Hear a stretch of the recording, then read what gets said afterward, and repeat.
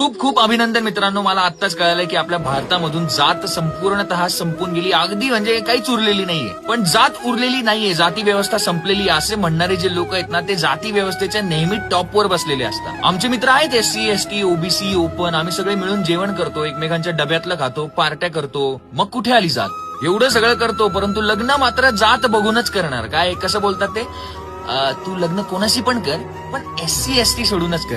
कसं आहे ना, सोबत बसून जेवायला काही लागत नाही, पण जेव्हा त्यांना अथॉरिटी मिळते, डिसिजन मेकिंग पॉवर मिळतो, तेव्हा तुमची जात आणि मेरिट सगळं बाहेर येतं. याला म्हणतात मॉडर्न अनटचेबिलिटी.